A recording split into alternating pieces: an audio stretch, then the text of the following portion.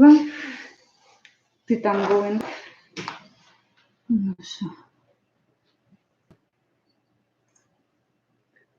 Ага. Замечательно. UI. Ага. Секундочку. Все, live.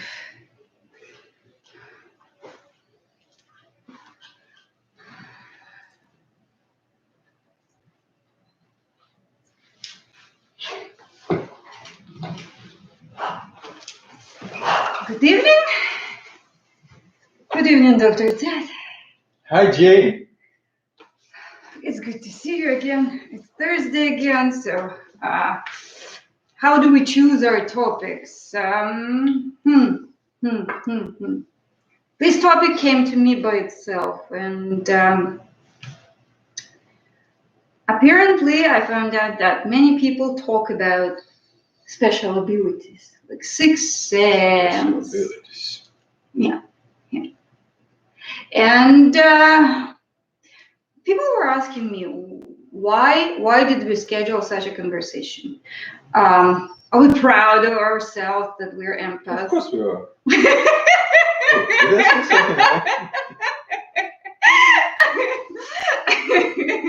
Or do we want to teach people something, how to do certain stuff, maybe how to fly with a broom? No, I'm not going to teach it. It's my proprietary business.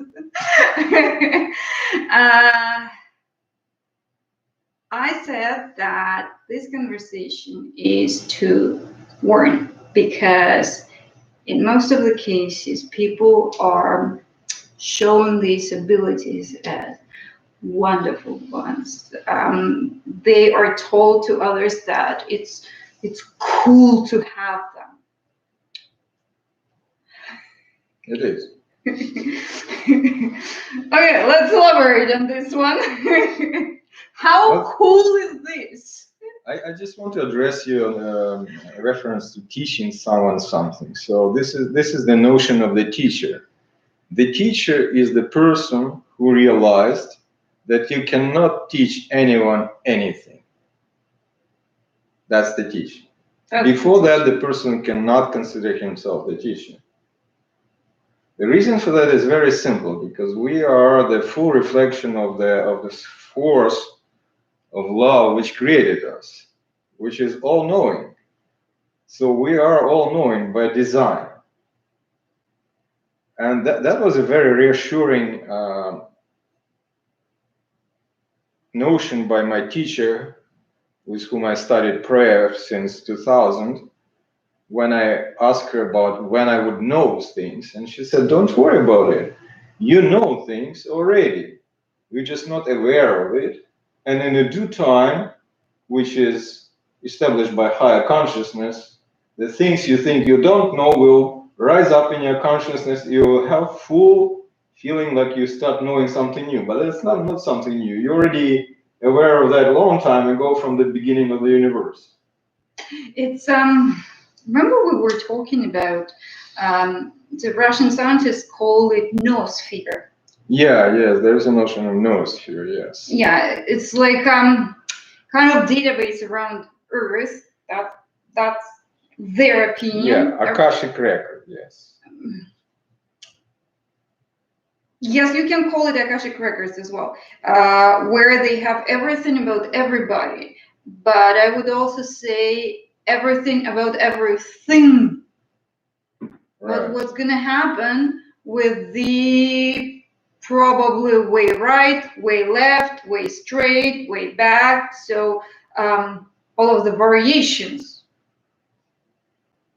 Yeah, about that. I knew about it from the studies I did. I did yoga, I did transcendental meditation, I did Sufi studies, and many other things, including the Orthodox, Eastern Orthodox religion. So I knew about the existing of some kind of universal field of knowledge, where everything is reflected like a big data storage. But I never actually touched it before I went for the visit of one holy man who was a practicing Jew. And he was accepting people to give them advice on life. Mm-hmm. At that moment, I had a very difficult personal situation, and I decided to went ahead and to have a talk with him. So I'm coming to this man, and of course, all the spiritual things are located in the Toronto North. It's still St. Bathurst. Like it just, if anybody need to know where the spiritual center of the universe, that's it. That's right. So I went to his private house and met him there, and he asked me to pay for his services 1 penny, which I did. So you have to pay something, but you have to pay for it. And then he opened a book which was written in Judaism about 6,000 years ago. It's called Book of Life. And then he put his finger on the line and he started translating from ancient Hebrew into modern day language, saying everything about me and what happened to me and how many children I have and what is my life situation, translating from the thing which was written 6,000 years ago exactly about me. It's called Opening of the Book of Life. Mm-hmm. At that point, I realized that something is going on which is not supposed to happen, because the book which was written many thousand years ago cannot possibly contain any information about me, according to the human knowledge. But it did. Mm-hmm. Right? That's the first time when I tangibly was introduced to that universal field of knowledge which contained a record about everybody and anything. About me, probably because the topic is two empaths talking and drinking tea. The way how I realized it, that the answers started to appear somewhere here. Right. Right not in the heart. Probably it's called spiritual heart, but between solar plexus and heart, somewhere there. It is called wisdom of the heart. Oh, interesting. Very interesting. But how did you find out that you have empathic abilities? Wow, a good one. I noticed that I was different from the very beginning of my life because my reactions were opposite to the reactions of majority of the boys. When they were torturing kids by attaching the empty can to their tails and happily looking how the scary little cat running with that thing banging in the back of the animal, I was actually crying for these cats which they were torturing. So I realized that something is different.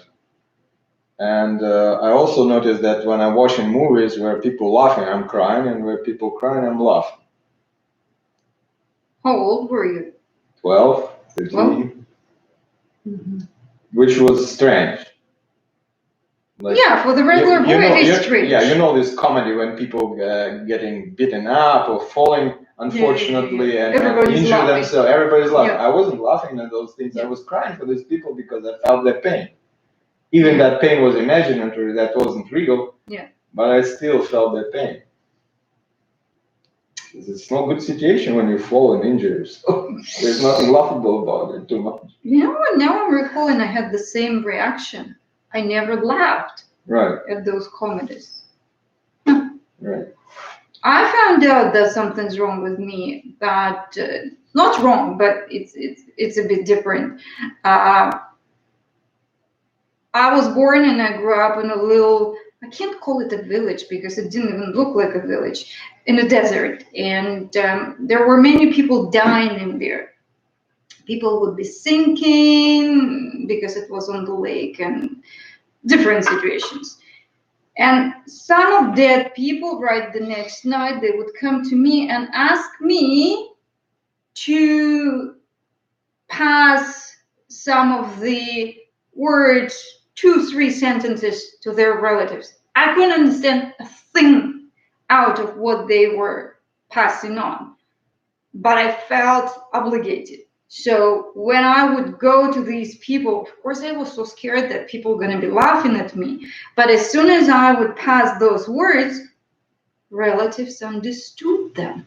Relatives exactly knew what it was about, which puzzled me. All right. And I was crying. I didn't want it, because just imagine you go to sleep and the dead person comes to you and says, you know what? And some of the passing words were totally strange.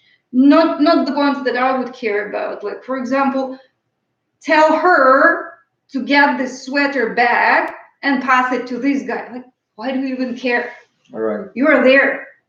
And when I asked the next person that came to me, the dead person, why me? Like, why are you telling me this? Why can't you tell it to them? And this dead person said, but they don't hear us. So then I realized that apparently some people can hear and some people cannot hear. We are sliding into very strange field of talking to dead people and animals. Dead people and dead animals. No, about dead animals, I'm afraid of dead animals, by the way. Nothing to be afraid, they're still the same. I understand. They're just younger and happier. Dead animals? Yeah. Okay.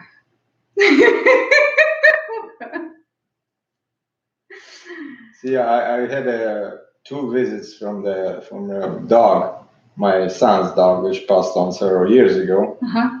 And first time he just visited to tell that he is okay and everything fine. Uh-huh. And at that moment, I didn't know how to attract him to stay longer. So I just asked, but he was always hungry when he was with us, right? Mhm. Because he was like continuously searching for something to eat. So I said, are you hungry? I have enough to eat there. And he said, I don't need to eat here because I'm always full. And he ran off. And at that moment when he ran off, I realized that if I call him by name, he would stay lonely. But that was too late. Aww. I mean, that's all happened in a dream, of course. So, yeah. Dreams And are very as interesting. a neurologist, I can testify that I'm not crazy. You know what? I seriously thought I am crazy with all of these abilities. I thought, especially when they became quite strong, and I was able to light up the bulb, for example, with my thought, with the power of the thought and other stuff. So I decided to go to, at that time I was studying at the university, so I decided to go to psychiatrists. Been there, done that. Yeah. So I complained to them. I said, you know what? I think I'm crazy. I think I'm mad. So probably I'm going to get a piece of paper, but I didn't know what to do after with this piece of paper. And at that time, the guy was fixing the light bulb in their office, and there were two psychiatrists talking to each other. And then I was still telling them how crazy I am, and the guy said, "You know what? I'm not doing anything in here." And two psychiatrists looked at him and asked him, like, "Why? Well, you fixed everything. Thank you." He says, "I didn't fix anything." So he was holding the light bulb, but was not connected to anything. So these two women looked at me, asked me, "Is there anything that can calm me down?" I said, "Water, lake, ocean, whatever." So they wrote a paper that I need a vacation from university, and they said, "You know what? Go home." So I honestly tried. Good one. Back to the topic about like many people try to gain these abilities. When I was going to this meeting, one of the very, very, very powerful empaths asked me to tell everybody, please tell everybody this is not cool. Yeah, that's hard to pass to people.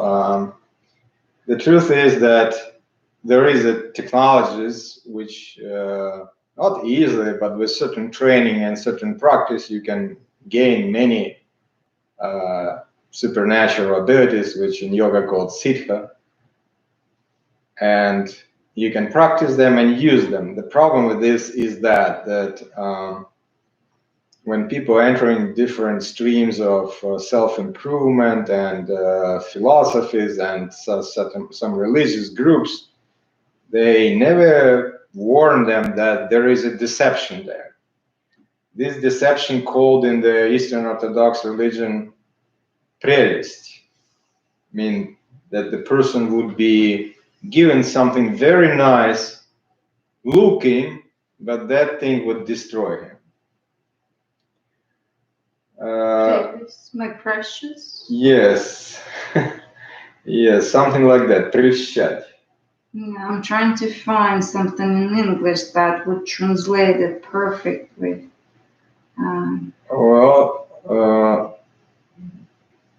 Прелесть. It's a temptation. The good translation, the proper translation would be temptation, because you're tempted by something, and that's very beautiful, very interesting to you, and very unusual, and you're getting it, and you're very happy, yet you do not know that this ability is given to you not from the kingdom of light, but this ability is given to you from the kingdom of darkness. It's look exactly like kingdom of light feature. It's you cannot distinguish, because you do not have spiritual ability to do that. You cannot really deeply pray and understand what is it. It's just fun to play with, and you're playing with it until the crushing results would come out, and the bill for the using of that ability would come to you, and you wouldn't be happy with that bill, because that bill would be quite severe. Oh yeah, and nobody's talking about this bill. Nobody talking about the bill. See, there was in a monastery of Athos, which is the center of the Eastern Christianity, there was many prominent monks who knew God personally because they met him. And one of that monk, when they asked him how to make difference, how to distinguish between things from God and not things from not from God, and he said, and with a smile, he said, "My son, it's very easy. If something coming to you from God, you would not be doubting it. It will be crystal clear that it is from God. If you doubt it, be careful, because it is probably already not from God." That's simple. Right? That's simple, right? So, as I explaining to my patients who is coming to me to get prayer for help with different conditions and diseases, that if you're rising up there in prayer, there is 100 doors there. They're all golden, they're all shiny, they're all beautiful, with beautiful, beautiful ornaments. And on each of those 100 doors, there is a sign, the way to God, or the way to the undivided consciousness, or whatever you put, whatever in your imagination, the sign should be to the higher realm. But the thing is that only one of those 100 doors are going to God. 99 of them is going into temptation, into the fake universe of the human created God. Human created God. As people think in their imagination about God, they creating the artificial realm, which kind of look like God. It's beautiful as well, but it's not God. And people want it. People want it. They like it. They want it. They toy with it all their lives. I can testify to this very, very clearly, because 2 years ago, I myself found out that I do live in possession of the dirty spirit and my own soul. All my life I spent with it, and I used to it, and I never was able to see it clearly until some other people started praying for me and gave me this possibility to look at the things from the side, not from my own point of view, but from the point of view of the observer who do not involve himself in the process, right? And then I saw it, and it was a terrible discovery. I have to give myself a new education. In 1.5 years, I got education in demonology and start reading things, and because I was in the situation when I have to do something right away. What else can I say? The deception was so profound and so old that the person, without outer help of somebody who is either spiritually more mature or can pray better or have better understanding, it's just nearly too impossible to find out the difference between unreal and real. So many things which I considered spiritual in my experience in my early life, there was not things from God. There was things from the other so-called reality, which is not reality. You know what I'm thinking about now? What you said that you know exactly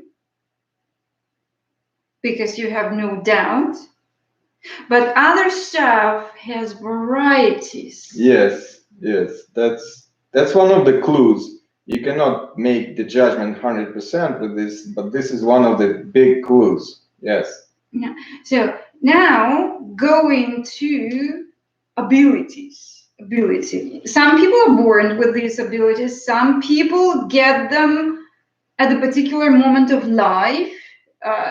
Could be accident, could be death, clinical death, could be surgery, could be something. But I'm thinking about that. There are so many subjects where you can use these abilities. Like, for example, white, black, red, magic. Yeah. Right? And people think that white magic is good, black and red magic is bad. Well, there's nothing good or bad, but the results will be different, of course. In the experience of the person who is using magical tricks to achieve certain things, there will be a lot of suffering coming along later. In the experience of the person who submitted himself to the higher consciousness and abandoned own will and own imagination, there would be calm and peace and love in the experience. It doesn't mean that there will be no suffering, but suffering will be reduced and not that severe, bearable.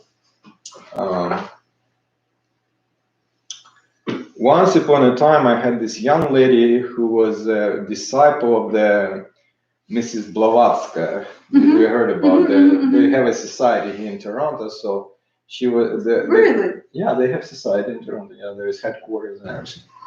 They have societies all over the world. And she came because she had certain physical symptoms which she was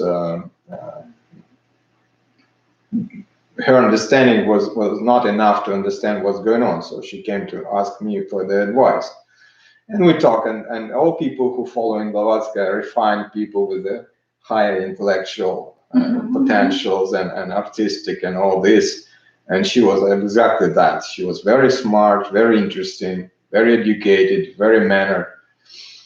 And she was talking to me and she would not understand what I'm trying to convey to her. In the end of our talk, I said, look, I want to give you a very simple example. Why you going to your society and why I'm going to and praying what I'm doing. In this particular part of knowledge which you involved in, you're going there because you want to get your own personal will stronger and be able to do more things. You are actually growing your own personal will. In the thing I'm doing, when I'm coming, I understand that I need to submit my will, turn it off completely, and never use it again. And I only need to learn how to pray and to know the will of the higher consciousness of God, our Father, Mother. There's many names. The name is not that important. But the important part is that that force do have own will, and that will for us always better than our own will. Even in the best of the best of the best situations, when we are at our best, the will of that consciousness will be much better than ours always, because it's by design. It's our created, the force which created us. So by design, it does have better grip on reality and understanding what we need. Because in many cases, we want things, but we do not need things. And to make the distinction is a very difficult life task.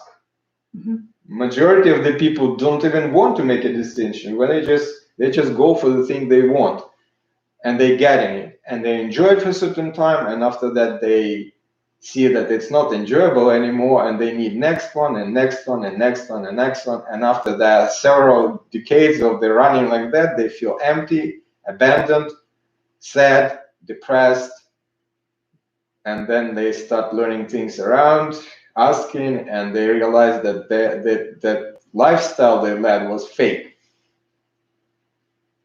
All the pursuit they have were fake. That was for the entertainment of their own will and their own selfishness.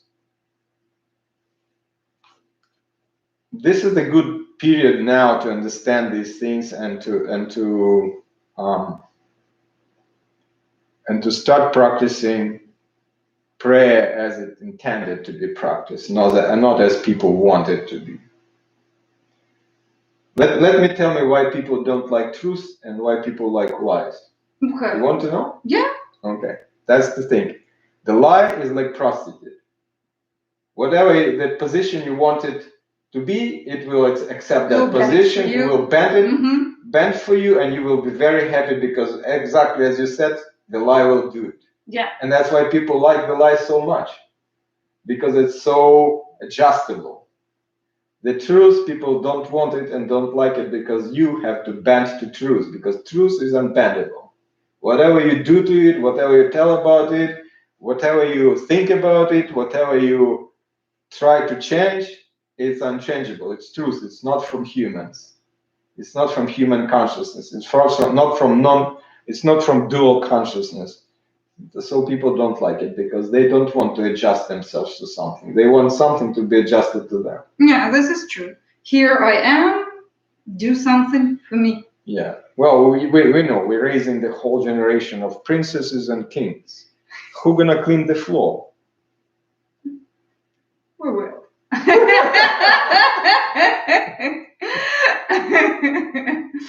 I can do it. For some reason, I recalled one of my clients. People like to go to mediums to find out their future. Yeah. People really like to do, especially women, right? Especially women. So, and I always tell them it's dangerous. Tell why it is.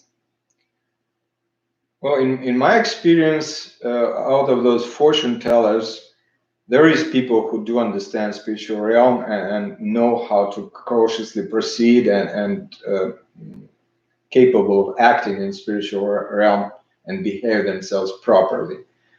The percentage is probably 1 out of 20.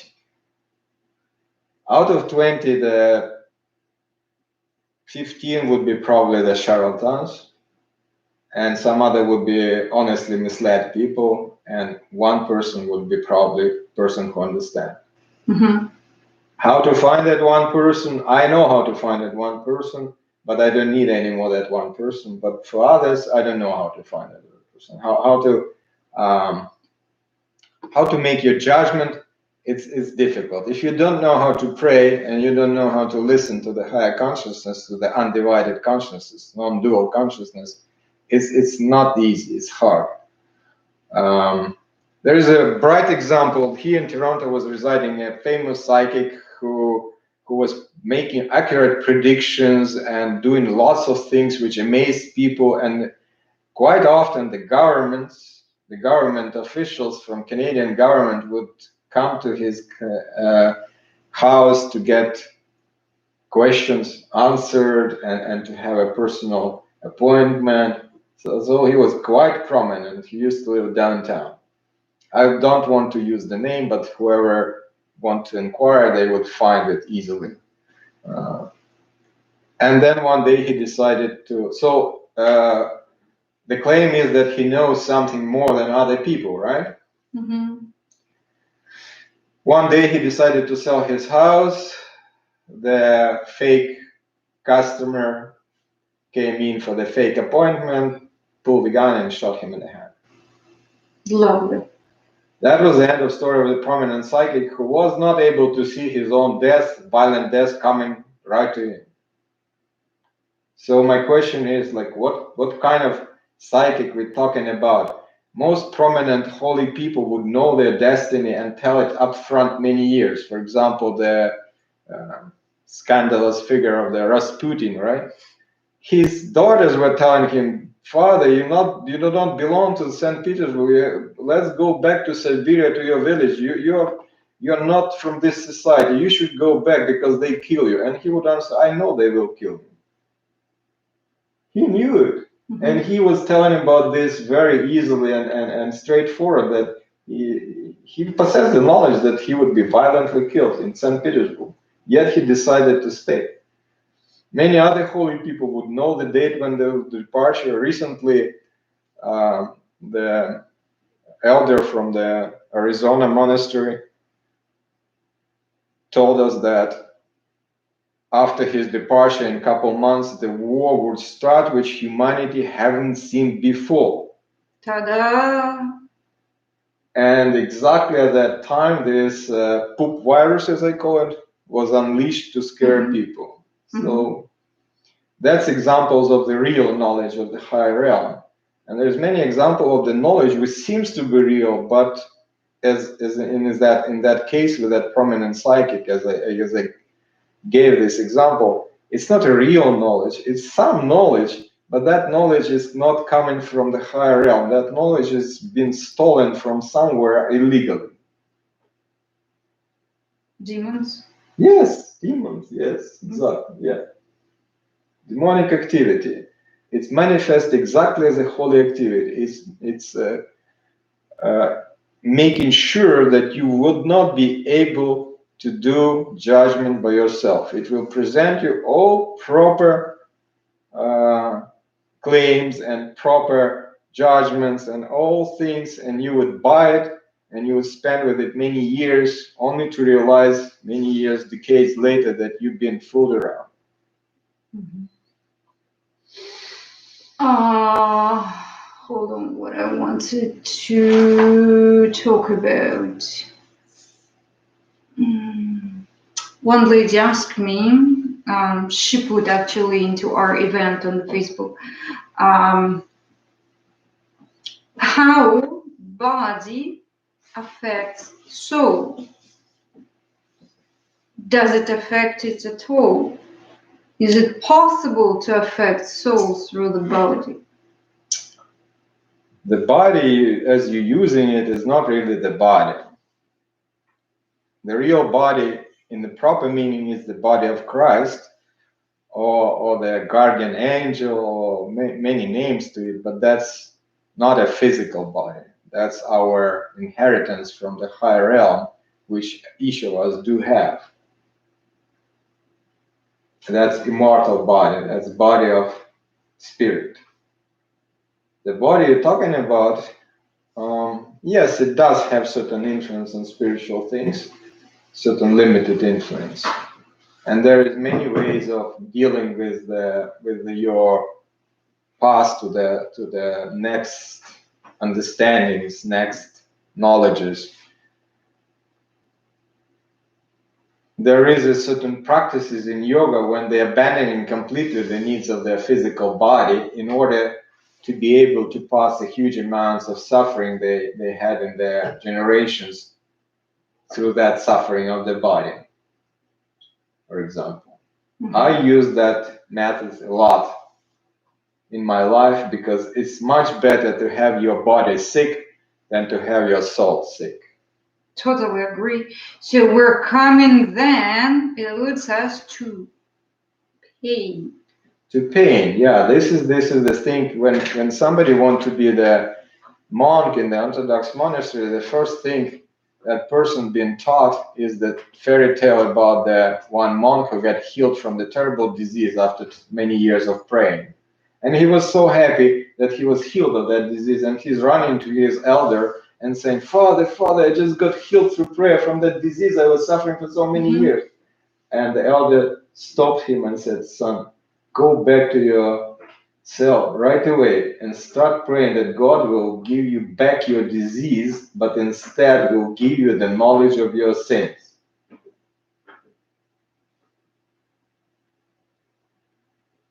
since disease is just a symptom of something else, of some spiritual trouble brewing in the other dimension, it is not profitable for the person to get rid of disease without fixing the spiritual problem, without fixing self-righteousness, anger, envy, frivolity, many other vices, right? And people go for it. They fix in the body all the time, and that's the reason why our medical system is failing us, because medical system is not in position to understand what the man is, what the human being is at all. The understanding of human being is medieval. Spiritually, the medical system is still in 16th, 14th centuries with the understanding of man. So we injecting in them millions of dollars, and each year they say we need more. And in the end result, we have more chronic diseases, and we have majority of the seniors with the Alzheimer and all that. And that's a result of the poor model of man, because the model of man in medicine was not updated last 300 years. It was ill-conceived in the very beginning, but it was not updated for the last 300 years. The medicine is still teaching them that man is all these bones, all these little pipes with pumping the blood, all these little tiny wires called nerves, and that's some meshy substance between our ears called brain. And then after describing all that, which they learn from the what? From what medical doctors when the students learn about all these things? From dead bodies. From the course of anatomy, which is proceeding from the Latin word anatem, cutting, of the dead body. So they basically, the basics of the medical education is studies of dead body. Now, my question to everybody, you know the answers or you just don't answer. My question to everybody, how much life is in dead body? 0.000%. And the medical doctor studying the dead body for 3 years. This is the basic of all medical knowledge. After that, the medical doctor starts studying chemistry, physics, and other things going into a live body, cells and everything. But the basic knowledge is being, fundamental knowledge is being based on the studies of the dead body, of the cutting of the dead body. This is very sad. This is sad and going nowhere. Yeah. It's said in many, many dimensions, including simple medical dimensions. Because I studied with the Dr. Alflager, I studied the craniosacral therapy, and he is the neurologist, and he at the same time the osteopath, right? So he told me that when he was present at the neurosurgery, he saw that the plates of the skull can move because they've been alive. But as soon as the death happened, 3 hours later, these plates is welded together forever. And that's what doctors studied, that these plates cannot move. The part of the skulls cannot move.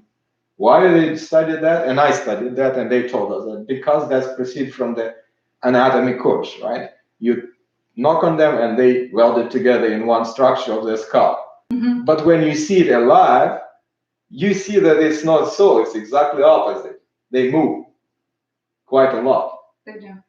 So that's just an example of how many mistakes in the modern medicine happening because of the whole structure of education is incorrect, and the model of man is also incorrect. There's no understanding that man is a spiritual being and have to be addressed as such. It cannot be addressed as a piece of meat on the factory belt. Which leads to a very interesting question. So here we are, new empath, let's say, people who find out they have abilities and they go to study esoteric knowledge, or let's say white magic, or something else, or something shamanic, something else, other stuff, because there are many modalities, right? And they start working with the energy. Energy, yes, another word. Being by themselves ill people. I always warn these ill people that try to work with energy on others that it is dangerous. First, resolve your own issues, then, maybe then, asking permission. Right. Well, I assume that very soon there will be a great changes in that because these new generations, which is our kids, they would not study these things. They would know them from nowhere. They would just know. They would just know. And their knowledge will be proper. I think that the market as it existed for these studies would be changing greatly because many things which were for sale would be given freely now, including the ability to pray, ability to have intuition, ability to know things directly. All these things would flourish and be multiplied among people, and people would know how to pray without studying. Maybe with studying, I don't know exactly, but that would be changed greatly. So whatever your concerns you have, many of them would just fall off like a scale because we're going through this gigantic change of consciousness right now. We're in the last kind of stages of that change, which I warned my group about 6 years ago. That change is coming. And again, it's not good, it's not bad, this change. It's just a change. It's a fact. And it's becoming either painful for you or painless as you use it. You use it properly, you adjust to it, you change your ways to the kind ways, to the forgiving ways, no problem, you pass with flying colors. You've been stubborn like before, you want to get angry at people, you want to deceive people, you want to punish people for no reason. Oops, I'm sorry. There will be repercussions, and they will be multiplied by the change period many times now.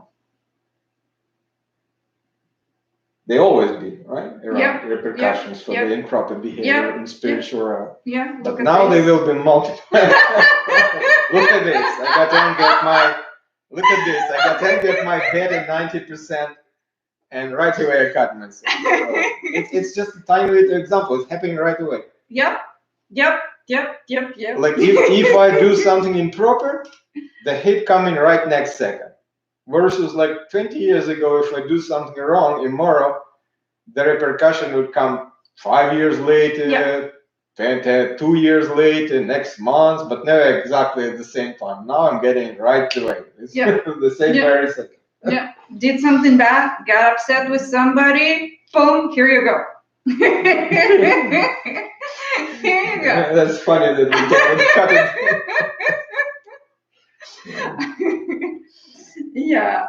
Okay. You can like make up a scenario like that. It just happened. It's life. You know what? I'm also not surprised, but both of us found out that knowledge, kind of recently, let's say like 2 years ago or a year and a half ago, suddenly became available. Yes, that's correct. That is correct in a big way. Yes. Absolutely priceless knowledge. Yeah, that before, right now it's all over the place. Free, just take it. Because we came to the hopeless situation when we were hitting as a humanity for the huge cliff, as I say, without no bottom, into self-extinction and into medieval ages. And we've been stopped now, so the process is stopped now. We still have hope, and it's not happening at the moment. So our next step is to find out exactly what we need to do to prevent that in future, and that's partially this talks is about that.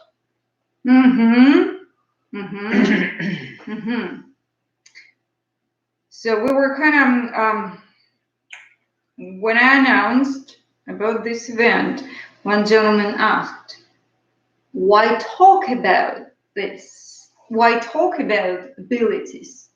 Why not teach? I said we're doing it not just for prevention, but mostly for warning. Yes, exactly. Remember, it could be. Stop it. Just stop it. As I said in the beginning, the teacher, the person who realized finally that you cannot teach anything to anyone because everybody is all knowing. And this is beautiful. This is so liberating.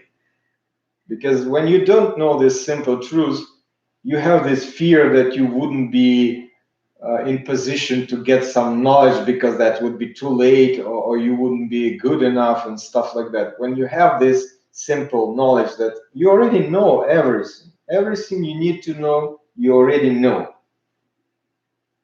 And in a due time, according to the schedule of the higher consciousness, it will be revealed to you and rise up to your lower level of consciousness, which we call daily consciousness. By the way, I want to make one statement.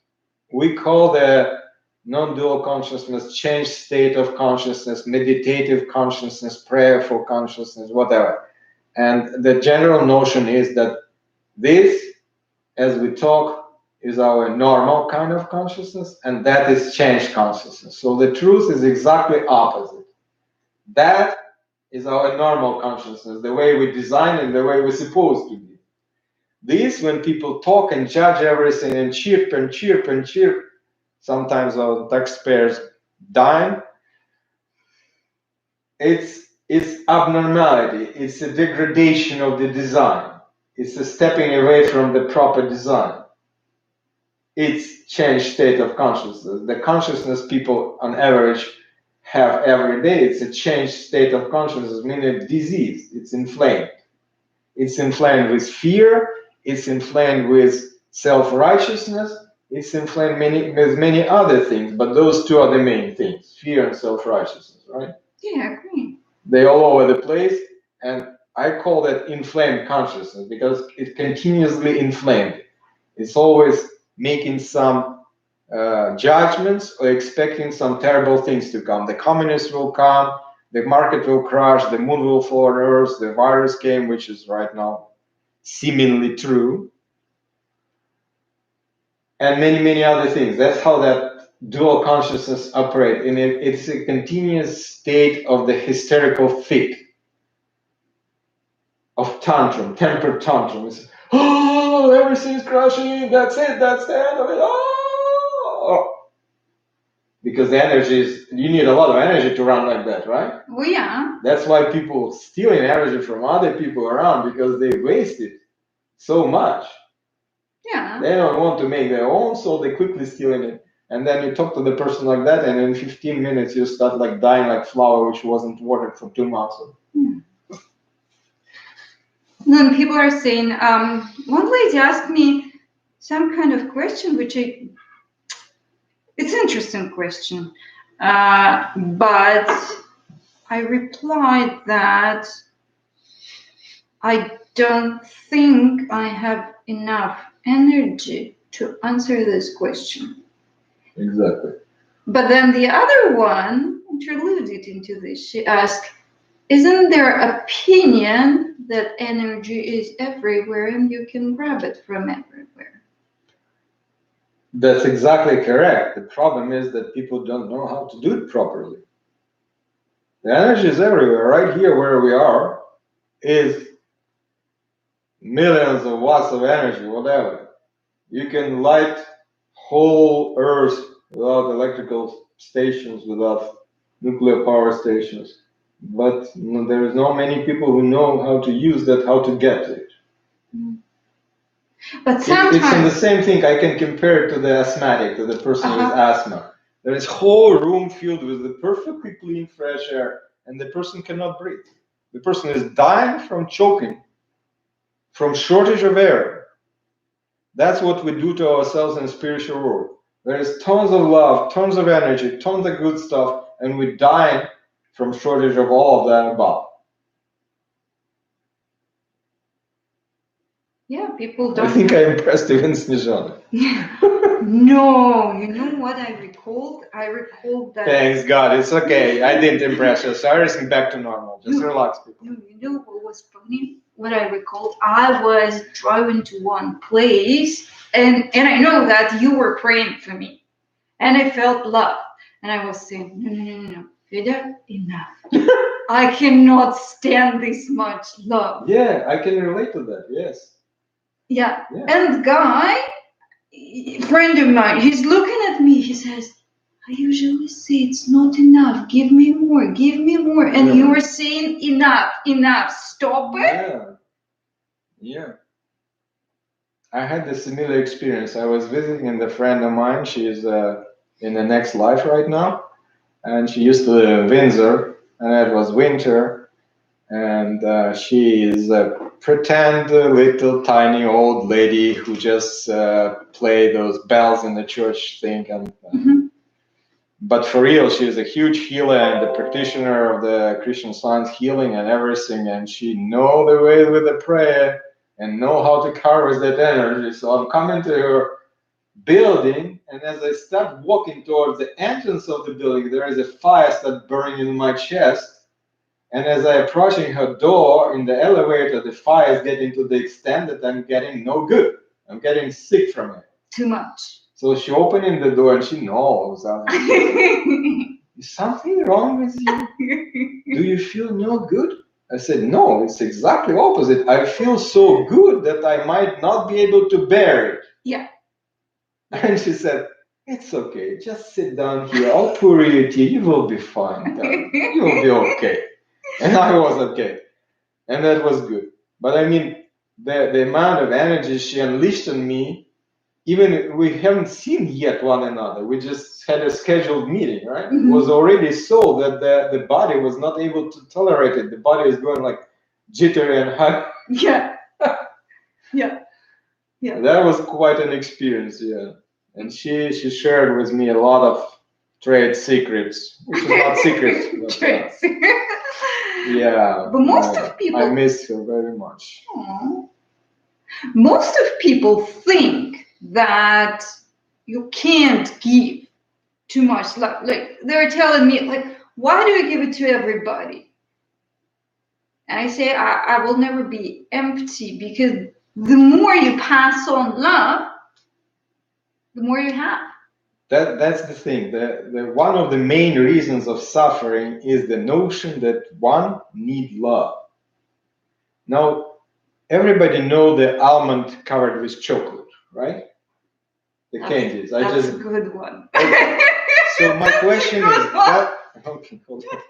my question is, does the bag of almond covered with chocolate candies need more almonds? No. It's already filled with almonds, right? On the same token, that's how we made. We made from joy, love, and that's creating all energies you want and you need. And that endless, it's doesn't have any limits, unlimited. The thing is that people don't know about it, so they want to harvest love elsewhere, which is right inside, right here. Wisdom of the heart. Right there. Right there is a nuclear power station capable of moving the sun from the orbit. Not just the Earth, the sun. Let's leave the sun already. Sorry, apologies. Cancel that. Scratch that. I mean, that's an ancient Indian text that your soul have more energy than whole universe. Yeah. Yeah. And that's why we're reading in the Christian scriptures that Jesus Christ telling about himself, I was before Abraham was. And all the people around him thinking, he's crazy because Abraham was many centuries ago and he's a young man of 33 years. What he's talking about?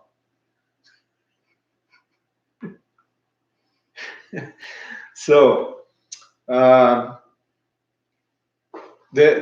feeling that we loved is happening when we pass through ourselves that incredible unlimited love to others, and then we feel like they love us back. That's the human, how humans feel the love. So there is no need of asking for love anyone. Just pass your love out to others, and you will feel like they love you back.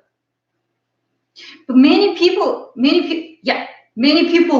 to be loved, but they don't want to generate this love by themselves towards others. That's the wrong concept, the wrong design. In their minds, there is a wrong design of these things. They think that they need love, and that's how majority of the suffering happened from that simple thought that I need love. Nobody need love. You made for me. The chocolate almonds doesn't need more almonds. They're already as good as they are. And like, can you recommend people to not really reconnect to this feeling being made of love, but how to generate love by themselves? No problem. Yes, I'm ready to answer that. You come to the wrong person. Exactly where you need to be. I had in our group this lady who were going back home, and she called me in the evening and said, "I'm going tomorrow to visit the Eastern Europe, and I need to heal a lot of people there. Can you teach me how to pray?" I said, "How much time do we have?" "Well, I can drop by to you in about 1.5 hours, and I'm gonna have 12 minutes because my flight is in the morning." My first inclination was to say, "No, you need like dozens of years in the monastery to study how to pray." Mm-hmm. But then I stopped myself and I prayed, and I realized that that's not so. Mm-hmm.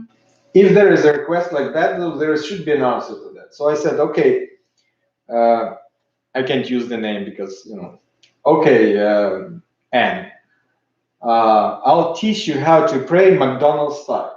Mm-hmm. In 5 minutes, you will have your prayer already established, like in McDonald's. Mm-hmm. You gave money, in 5 minutes, you have sandwich." Okay. So she came, and that's what I taught her. I said, "Look, Let's do it. Let's do it. Let's do it. You need to, first of all, relax. The basis of everything is relaxation. You have to relax. It is advisable in the beginning to keep your eyes closed. It's not a big deal. It's not something very important, but it's just a little help. And the light should be dimmed a little bit around you. In order to relax better, the light should be dimmed a little bit, and should be, of course, silence and quiet around you. And you don't need to turn your phone off and stuff like that. Everybody know all that. That's very simple. And then the person, or all of you who is following us, want to recall the creature, either human being or pet, or it might be even a flower, which you love the most in this life, which you love the most, something which is so dear to you. And when you recall that person or pet,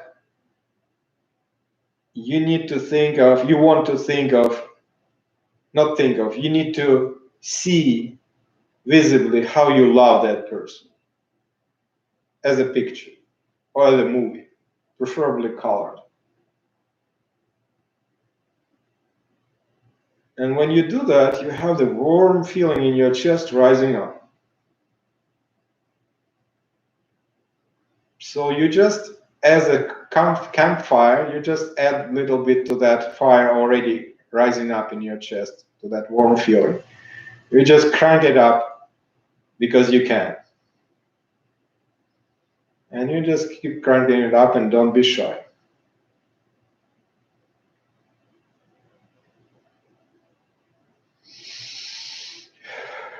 And then you breathe out and you can open your eyes and come back. And when she did all of that, I asked her, "Do you understand what you just did?" I said, "What?" "You just prayed for that person you love.